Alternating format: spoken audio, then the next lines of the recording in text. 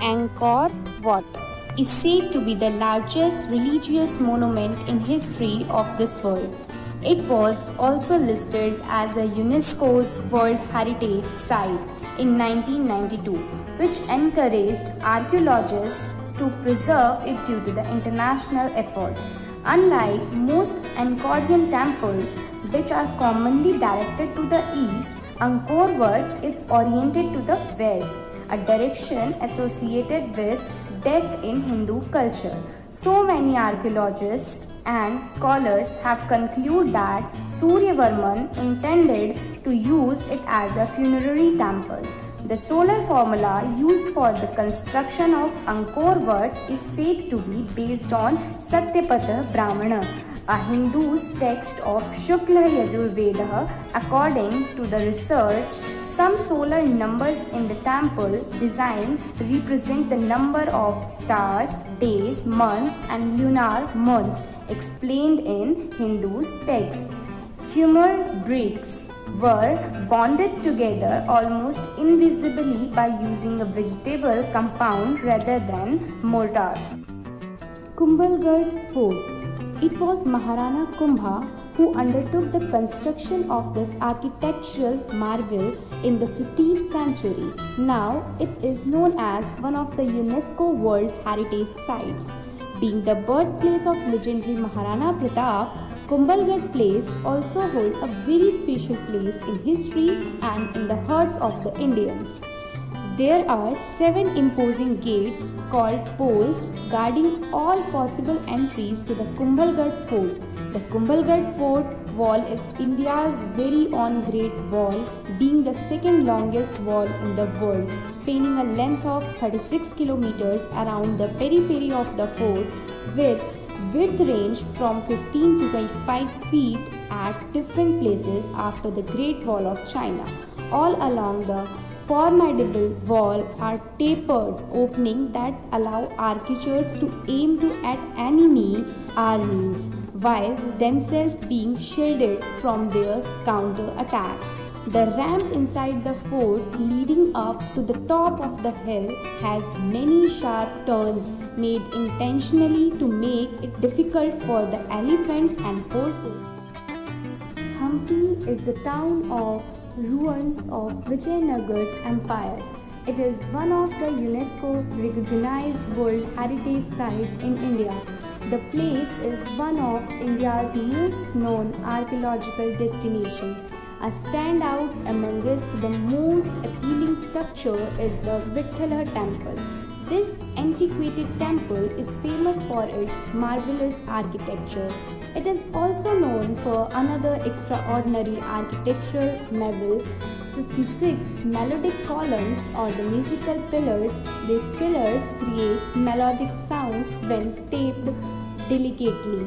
The most intriguing thing is that the columns are constructed using stones. The melodic mainstays of Vithala temple are also called Saregama pillars.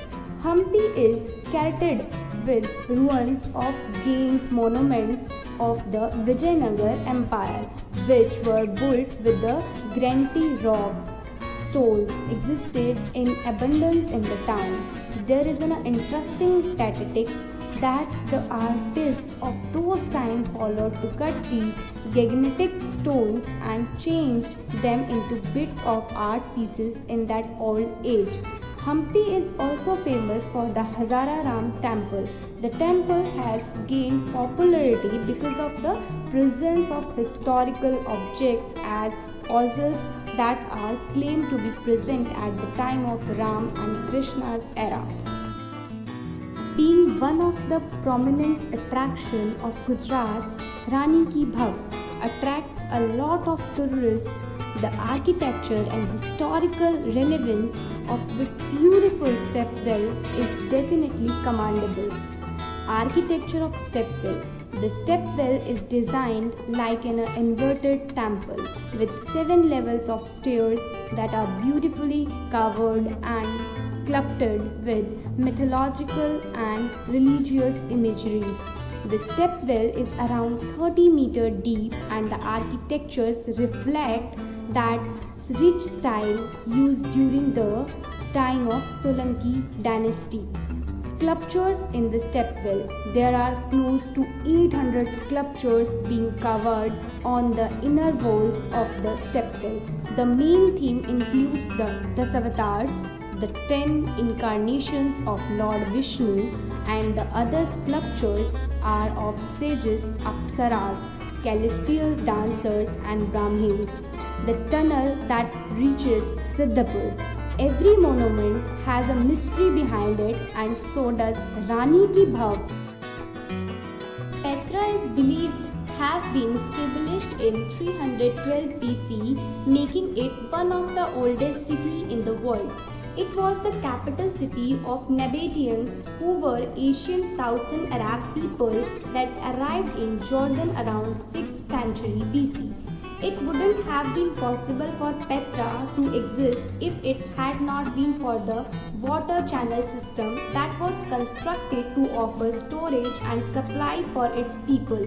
As a result, there was apparently enough water to support the 30,000 citizens that are believed to have occupied Petra. It was a green oasis. If you now walk through the hot Petra in the summer months, it's hard to imagine. The Nabateans have put down the unique achievements to create a green oasis in the middle of the desert, including ponds.